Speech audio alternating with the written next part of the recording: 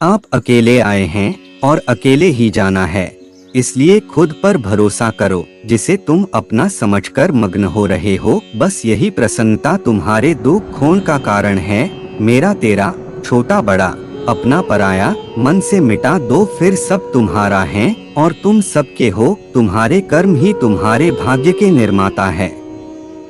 तुम्हारा मोह ही तुम्हारे दुखों का महान कारण है।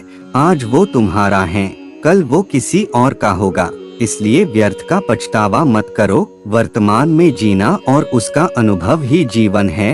उम्मीद ही आपको रिश्ते में कमजोर बनाती है। उम्मीद का जन्म आपके मन में ही होता है।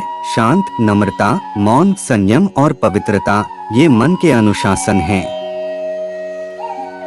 मन सफेद कपड़ा है, इसे जिस रंग में डुबाओगे वही रंग चढ़ जाएगा। सभी स्वार्थी इच्छाओं पर काबू पाना पर्याप्त नहीं है। स्वामित्व और अहंकार को वश में करना भी आवश्यक है। अभी निराश मत हो, क्योंकि तेरा वक्त कमजोर हो सकता है, तू नहीं। भले ही दुर्बलता ईश्वर द्वारा दी जाती है, लेकिन गरिमा मनुष्य के मन को स्वयं निर्मित करती है। अंत में सभी आत्माओं को परमात्मा में मिल ही जाना है। यही तो आत्मा का अंतिम लक्ष्य है। सभी जीव मुझ में हैं और मैं सभी जीवों में हूँ। आत्मा अमर है, न तो इसे कोई शस्त्र काट सकता है और न ही अग्नि इसे जला सकती है। जल इसके तेज को बुझा नहीं सकता और न ही वायु इसे सुखा सकती। आप बुराई से कुछ समय के लिए बच सकते हो, लेकिन बुराई तो तुम्हें हजारों की भीड़ में भी तुम्हें ढूंढ लेगी, जैसे गायों की झुंड में बछिया अपने माँ को ढूंढ लेती है।